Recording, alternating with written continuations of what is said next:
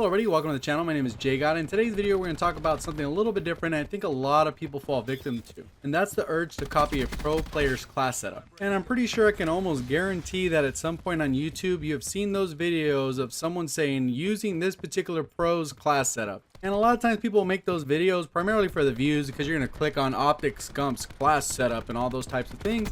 At the end of the day, that's probably not the best information you should be giving to players. And I know there's some of you that'll go, why not? Why not copy a pro player's class setup? Obviously they're professional, they know what they're doing. Why not just copy what they're doing and you'll be able to be good at the game as well? There's actually a few different issues, but the number one issue is that pro players actually play a completely different game than you will play in a public match. So the main reason of this video is to focus on what is different from their game to ours and maybe how you can adjust these class setups to make them your own. Or at least so you'll be a little bit skeptical the next time you click on a video saying it's a pro player's class setup. So first off, let's go ahead and take a look at a pro player's class setup. Here's a quick peek at Optic Scump's control class setup, which is a SOG SMG. I'll go ahead and convert that to a more readable form, which we have right here. So for that class setup, he runs the grip, quick draw, and the stock. And for the other items, he's using the stim shot with engineer and dexterity. He is also running a concussion grenade and a launcher. So now that we have the foundation, let's go ahead and talk about what is really different when it comes to competitive Call of Duty. So for competitive Call of Duty, they only play 3 different modes, and that's hardpoint, search and destroy, and control. And when it comes to class setups, we're primarily going to focus on the respawn game modes, and that's just hardpoint and control. And the main reason for that is because the type of class you set up for search and destroy is completely different than hardpoint and control.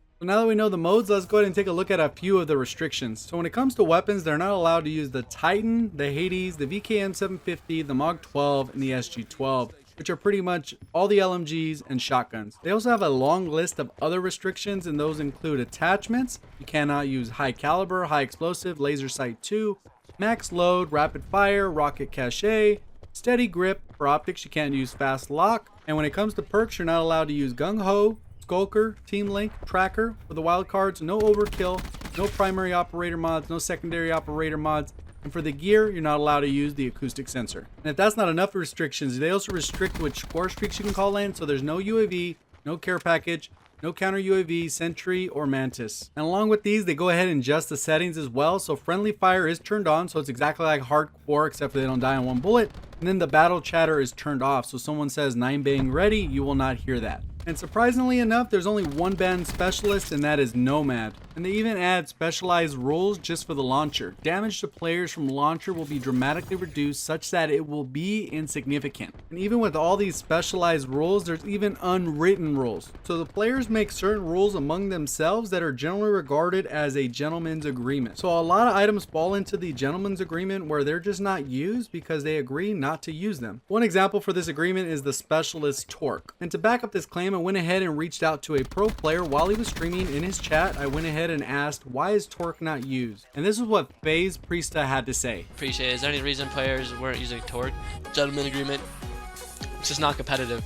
I went ahead and shortened up that clip just a little bit because I wasn't sure if I would get copyright strike because of that music.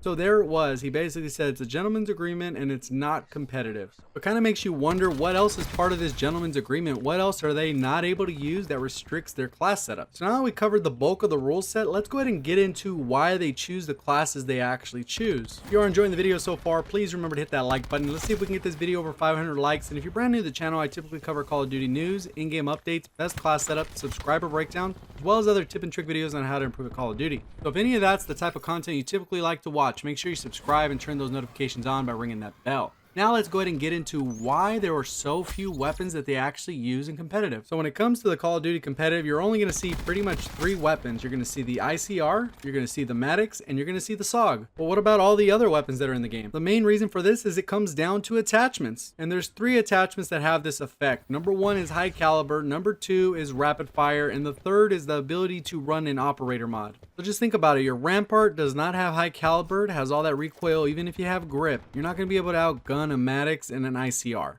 The same thing happens when you look at the Vapor. You're not able to run high caliber or rapid fire, so basically the gun is useless. And that's just a couple examples, but that pretty much applies to the SMGs and the tactical rifles as well. Another reason why maybe you shouldn't run these particular class setups is because these pro players aren't really planning to go on super long streaks when they play against other pro players. And the reason that's important is because if you don't go on long streaks, you never have to worry about ammo, so you're never going to have to run scavenger, and you don't have to worry about the ammo bag that crash drops. And the other added bonus is, since everyone in the lobby is basically running the same class setups, if you kill one of them, you could just pick up their weapon and not have to worry if the class setup's good or not. Definitely not something you'll experience in a public match. So let's go ahead and take a look at Scum's class setup and modify it in a way that would make more sense for a public match. And for Scum's class, it doesn't need a huge overhaul because the SOG is pretty good with this particular set of attachments. The big change that I went ahead and changed was removing the concussion grenade and dropping that launcher. With those 2 extra pick 10 slots, you pretty much have 2 routes you can go. One is to focus on an attachment, which in my opinion I would go with fast mags, or you can go with an additional perk and add scavenger like I did. So pretty much all the gameplay in the background is Optic Scum's class setup without that concussion grenade, without that launcher, and then I added scavenger. So I'd love to know your thoughts down in the comment section below. Did you learn anything from the video? And also, if we could have a gentleman's agreement in public matches, what would your agreement be? And that about wraps up the video. I am on a 20 streak right now. If you have enjoyed the video in any way, remember to hit that like button. Let's see if we can get this video over 500 likes. I'm about to get outplayed right here, so go ahead and pay close attention. And then if you are brand new to the channel, make sure you subscribe and turn those notifications on.